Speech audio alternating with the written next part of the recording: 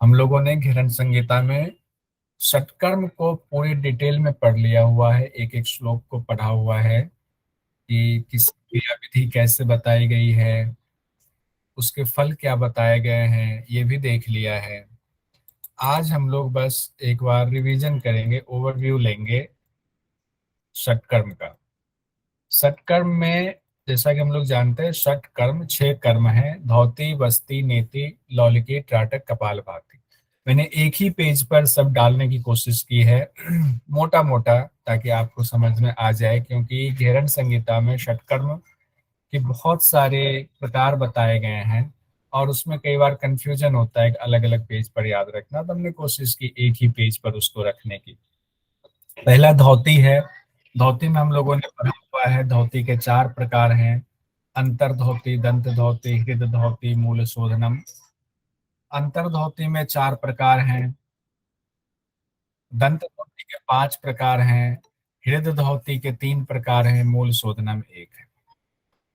इस तरीके से फिर अंतर धोती में हम लोगों ने देखा था, अंतर धोती एक तो हुआ अंतर वाली बात, अंदर की बात हो रही है। फिर दांत की बात, दांत मतलब दांत से तात्पर्य है सिर्फ सिर वाला हिस्सा। हृदय में फिर जो है अंदर गए थे, हृदय के पास वाला दंड वमन और वसन गए थे। फिर मूल शोधनम की चर्चा है, सबसे लास्ट वाला हिस्सा हमारा, यानी कि मूलाधार चक्र के आसपास का इलाका। अंतर्धोती में कहा गया है वातसार, वारिसार, वहनिसार और बहिष्कृत। वहनिसार को ही अग्निसार भी कहा गया है, तो वहनिसार या अग्निसार दोनों ही सही है। तो अंतर्धोती के 4 हो गए: वातसार वायु वाला, वारिसार पानी, वहनिसार अग्नि वाला, और बहिष्कृत में मिला करके। अब दंत धोती में कहा गया है, इसके 5 प्रकार बताए गए हैं। दंत मूल, दांत में पहले दांत के मूल यानी दांत की सफाई कैसे करनी है उसकी विधि बताई गई है। खादिर के रस और मिट्टी, सूखी मिट्टी की बात की गई है। उसके बाद जिह्वा मूल, जिह्वा मूल में भी प्रोसेस बताए गए हैं, बहुत इंपॉर्टेंट है ये। जिह्वा की लंबाई कैसे लंबी करें, उसके 3 चरण बताए गए हैं जिह्वा मूल के, वो भी नीचे देखेंगे। कर्णरंध्र, कर्णरंध्र 2 है। कर्णरंध्र में बायां कान और दाहिना कान, तो इस तरह से हो गए कर्णरंध्र के 2। उसके बाद कपाल रंध्र है, कपाल रंध्र भी है लास्ट में, 5वां है ये दंत धोती का। फिर हृद धोती में आते हैं, हृदय धोती भी इसको कहते हैं। तो हृद धोती में दंड धोती है, वमन धोती है और वसन धोती है। दंड हो गया जो आजकल रबर के दंड का इस्तेमाल करते हैं, लेकिन हृद धोती में जो दंड की बात की गई है, दंड धोती की, उसमें 3 चीजों की बात की गई है दंड धोती में। एक तो कहा गया है केले का दंड, उसके बाद कहा गया है हल्दी का दंड, तीसरा कहा गया वेत्र दंड, बेंत का दंड कहा गया है। उसके बाद वमन धोती है, वमन धोती में भोजन के बाद वमन करने की बात कही गई है, यहाँ अलग है घृण संहिता में। उसका वसन धोती, वसन कहा गया है वस्त्र धोती को, 4 अंगुल चौड़े वस्त्र से हम इस्तेमाल करेंगे, लंबाई इसमें नहीं बताई गई है। फिर मूल शोधनम की चर्चा। उसके बाद आते हैं वस्ती पर। वस्ती में 2 वस्ती बताई गई है, जल वस्ती और शुष्क वस्ती। जल वस्ती में कहा गया नाभि तक जल में उत्कट आसन लगाकर आकुंचन प्रसारण करें। उसके बाद शुष्क वस्ती है, शुष्क वस्ती में जमीन पर पश्चिमोत्तान आसन लगाकर अश्विनी मुद्रा का अभ्यास बताया गया है। फिर नेति में है, नेति में सिर्फ और सिर्फ सूत्र नेति की चर्चा है, जल नेति की चर्चा नहीं है घेरन संहिता में। सूत्र नेति में बताया गया है एक वितस्ती लंबा। उसी को एक वितस्ती को कई जगहों पर अलग जो क्वेश्चंस अलग अलग बार आया हुआ है नेट जीआरएफ में, उसमें कई बार इंच में पूछ दिया गया है, कई बार अंगुल में पूछ दिया गया है, तो हमने सारा लिख दिया है। एक वितस्ती लिखें या 9 इंच बोलें सूत्र की लंबाई घेरन संहिता के मुताबिक, या 12 अंगुल बोलें या आधा हाथ बोलें, एक ही चीज है, कहने का तरीका अलग अलग है। उसके बाद लौलिकी की चर्चा है। लौलिकी में सिंपल कहा गया पेट को तीव्र गति से, मंद वेगेन अमंद वेगेन शब्द का इस्तेमाल किया गया है, तीव्र गति से पेट के दोनों ओर घुमाना है, यही लौलिकी है। त्राटक में कहा गया है बिना पलक गिराए झपकाए सूक्ष्म लक्ष्य को तब तक देखना जब तक कि आंसू ना निकल आए, ये त्राटक हो गया। उसके बाद कपाल भाती की चर्चा है। कपाल भाती बिल्कुल डिफरेंट है, इसमें 3 बताए गए कपाल भाती के: वात क्रम, व्युत क्रम और शीत क्रम। वात क्रम में कहा गया अनुलोम विलोम की तरह है, बिना कुंभक के। व्युत क्रम में कहा गया है पानी नाक से लेना है, मुंह से निकालना है। इसमें दो बताया गया था, दो अलग अलग शास्त्रों में। शीत क्रम में मुंह से पानी पीकर नाक से निकालना, ये शीत क्रम की चर्चा है। अब जो और इम्पोर्टेंट इसमें से एग्जाम की दृष्टि से आता है, ये एक पेज पर सारा है, ये मैं पीडीएफ आज ही शेयर कर दूंगा, तो इसकी चिंता मत कीजिएगा। अब जो इम्पोर्टेंट आता है इसमें, जो आपके सप्त साधन है, घेरन संहिता में सप्त साधन की चर्चा है। सप्त साधन में कहा गया है कि शरीर रूपी जो घट है, इसको घड़े से तुलना की गई है। इस घड़े को यानी शरीर रूपी घट को पकाने के लिए, ताकि उसमें जल रुक पाए, यानी कि हमें मोक्ष की प्राप्ति हो, उसके लिए 7 साधन बताए गए, इसी को सप्त साधन कहा गया। उसमें सप्त साधन और सप्त साधन का फल बताया गया है, ये बहुत इंपॉर्टेंट है, ये एग्जाम में पूछा जाता है कि घेरन संहिता के मुताबिक षटकर्म से क्या होता है। 4 ऑप्शन आपको दे दिया जाएगा, शोधन, दृढ़ता, स्थिरता, धैर्य। तो षटकर्म से शोधन होता है। उसी तरह आसन से 4 ऑप्शंस दे दिए जाएंगे, आसन से दृढ़ता आती है। कई बार हम लोग स्थिरता आसन से लगाते हैं, तो देखिएगा यहाँ पर पर्टिकुलर वर्ड टू वर्ड ही हम जाएंगे। घेरन संहिता के अनुसार आसन से दृढ़ता आती है, यही लिखेंगे, इसके अलावा और कुछ नहीं टिक लगाएंगे एमसीक्यू। मुद्रा से स्थिरता आती है, ये घेरन संहिता में साफ साफ लिखा हुआ है, मुद्रा से स्थिरता आती है। प्रत्याहार से धैर्य की प्राप्ति होती है। प्राणायाम से लाघवता आती है, यानी कि शरीर हल्का होता है। ध्यान से प्रत्यक्षम यानी आत्मा का प्रत्यक्ष होता है। और समाधि से निर्लिप्तता आती है, यानी कि हम जब हमें पता चल जाता है प्रत्यक्ष होने के बाद कि प्रकृति अलग है, पुरुष अलग है, तो दोनों में जब तक संबंध है वो निर्लिप्त हो जाता है, वो संबंधों का अभाव होना शुरू हो जाता है, वही समाधि की स्थिति है। वो जो परिपक्व होता है, निर्लिप्त की स्थिति आ जाती है। अब जो इसमें है कि देवताओं के समान शरीर किन किन अभ्यास से बताया गया है षटकर्म में, तो देवताओं के समान शरीर हो जाता है देव देहो। तो देव देहो जो है वो वारिसार और नाड़ी प्रक्षालन में, कल भी पुंडलिक जी जब बता रहे थे तो उन्होंने कहा था कि वारिसार पानी और नाड़ी प्रक्षालन में भी पानी का इस्तेमाल किया गया, जल का। तो इससे हम लोग याद रख सकते हैं देवताओं के समान शरीर किन किन सत्कर्मों के अभ्यास से होता है घेरन संहिता में। तो वारिसार से और नाड़ी प्रक्षालन से। उसके बाद था कामदेव के समान किन किन सत्कर्म से हो जाता है शरीर, तो इसमें था जलवस्ती और शीतक्रम। तो जलवस्ती एक तो है, वस्ती मतलब जिसको कि हम लोग कहते हैं वस्ती क्रिया, उसको नेचुरोपैथी में एनिमा लेना कहते हैं, तो उसी से मिलता जुलता है जलवस्ती।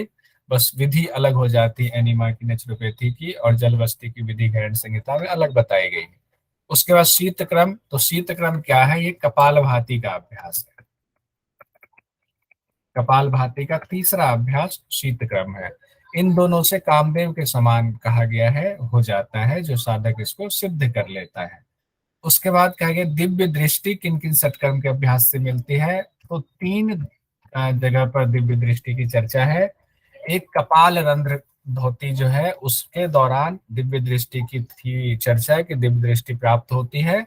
एक नेति क्रिया के दौरान दिव्य दृष्टि की चर्चा है, और त्राटक के दौरान दिव्य दृष्टि की चर्चा है। यानी कि 3 जगहों पर यह अभ्यास बताया गया है जहां कहा गया है कि दिव्य दृष्टि मिल जाती है। अब सवाल यह है किस षटकर्म के अभ्यास से नाद सुनाई देने लगता है। हमारे अंदर जो नाद है, नाद एक ध्वनि है जो हमारे अंदर से निकलती है, तो कहते हैं किस षटकर्म के अभ्यास से नाद सुनाई देता है। तो सुनने का संबंध कान से है, तो कर्ण रंध्र धोती जो है, जो कि दंत धोती के अंतर्गत आता है, कर्ण रंध्र धोती, जिसकी कि 2 प्रकार है कर्ण रंध्र के, बाई और दाहिना, दोनों कानों को।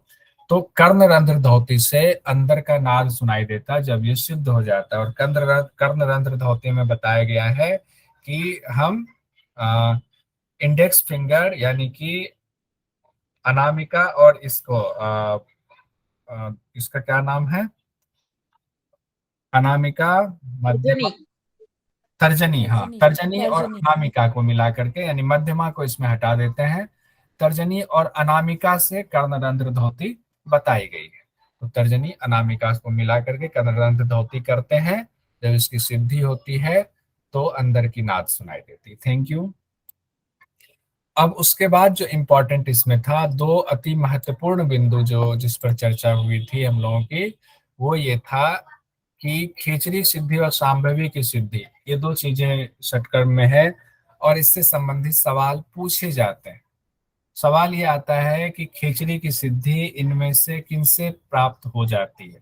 खेचरी की सिद्धि के और विधि तो आगे बताए गए हैं, वो देखेंगे, लेकिन षटकर्म में कौन सा षटकर्म है जिससे खेचरी की सिद्धि होती है। हम लोगों ने कल भी पढ़ा था, नेति सूत्रवती। नेति से खेचरी की सिद्धि होती है, तो सूत्र नेति से खेचरी की सिद्धि की चर्चा थी। इसी में दिव्य दृष्टि की भी चर्चा थी। त्राटक में कहा गया था कि सांभवी की सिद्धि तो त्राटक से होती है सांभवी की सिद्धि। ये 2 बहुत बहुत महत्वपूर्ण है, इन दोनों को याद रखेंगे। अभी आप लोगों से इसका जितना इंपॉर्टेंट है इसका रिवीजन भी कराऊंगा, तो और याद हो जाएगा, तो चिंता करने की बात नहीं। अब एक चीज और आई थी, कुष्ठ रोग किस धोती के अभ्यास से खत्म होता है। कल क्वेश्चन में शायद थोड़ा सा कंफ्यूजन हुआ था कि कुष्ठ रोग और कोष्ठ को एक हम लोगों ने शायद मान लिया था, तो ऐसा नहीं करेंगे। कुष्ठ रोग अलग है, कोष्ठबद्धता अलग है। तो कुष्ठ रोग किस धोती के अभ्यास से खत्म होता है, तो वस्त्र धोती में हम लोगों ने पढ़ा था। जब हम वस्त्र धोती का अभ्यास करते हैं तो कुष्ठ रोग का उससे नाश होता है। उसमें और भी चीजें थी, लेकिन जो इम्पोर्टेंट है उसको निकाल लेते हैं, बाद में बाकी तो हम लोग रिवीजन कर ही चुके हैं। अब है दंड धोती में किन किन चीजों का इस्तेमाल बताया गया है। तो दंड ये पूछ दिया जाता है, दंड धोती में घेरन संहिता के मुताबिक किन 3 चीजों का इस्तेमाल बताया गया है। तो केले के दंड का इस्तेमाल हम लोग करते हैं, हल्दी के दंड का इस्तेमाल बताया गया है, वेत्र दंड कहा गया है, बेत के दंड का मतलब बेत का जो तना होता है उसका इस्तेमाल। ये घेरन संहिता में ये साफ साफ लिखा हुआ है कि दंड धोती में इन 3 चीजों का इस्तेमाल करते हैं। हालांकि अभी आजकल हम लोग रबर का पाइप इस्तेमाल करते हैं, रबर के पाइप से ही हम लोग दंड धोती करते हैं। हो सकता है कहीं गुरु शिष्य परंपरा में वो होंगे, क्योंकि ये विशाल है हिंदुस्तान हमारा। हिमालय की गुफाओं में अभी भी कहते हैं बहुत सारे योगी योग का अभ्यास कर रहे हैं। हो सकता है कि वहां पर अभी भी इन चीजों का इस्तेमाल हो रहा होगा, लेकिन आधुनिक युग में और जो जानकारी में है उसमें केले की दंड या हल्दी दंड या बेत दंड का इस्तेमाल ना हो करके रबर के दंड का इस्तेमाल होता है। उसके बाद है इम्पोर्टेंट, वस्त्र धोती की जो चर्चा है उसकी चौड़ाई कितनी बताई गई है। तो घेरन संहिता में वस्त्र धोती की चौड़ाई 4 अंगुल विस्तार वाला सूक्ष्म वस्त्र बताया गया है। बस इतना ही है, लंबाई की चर्चा घेरन संहिता में नहीं है। वस्त्र धोती की लंबाई कितनी होनी चाहिए, सिर्फ चौड़ाई है, तो चौड़ाई 4 अंगुल विस्तार वाला है, ये ध्यान रखेंगे। उसके बाद है जिह्वामूल दंत धोती के 3 चरण कौन से हैं। ये इंपॉर्टेंट इसलिए था कि इससे जिह्वा हमारी लंबी होती है, जरा मरण इस पे हम इसे प्राप्त कर लेते हैं। तो कहते हैं जिह्वा मूल दंड धोती के 3 चरण हैं, पहला चरण, दूसरा चरण, तीसरा चरण। पहले चरण में कहा गया था तर्जनी, अनामिका, मध्यमा, इन 3 उंगली बीच की तीनों उंगलियों से जिह्वा मूल का मार्जन करना है, उससे कफ दोष का निवारण हो जाता है। उसके बाद कहा गया था जिह्वा पर मक्खन लगाएंगे, उसमें नवनीत शब्द का इस्तेमाल किया गया था। मक्खन को नवनीत भी कहते, तो नवनीत लगा करके जिह्वा का हम दोहन करते हैं। जब जिह्वा का दोहन करते हैं नवनीत लगा करके, जिह्वा हमारी लंबी होती है। तीसरे चरण में कहा गया था लौह यंत्र से जिह्वा को खींचना है, धीरे धीरे धीरे धीरे, रोज थोड़ा थोड़ा खींचना है लौह यंत्र से, तो इससे भी हमारी जिह्वा लंबी होती है। इतना इंपॉर्टेंट मुझे लगा, ये मैंने निकाल लिया।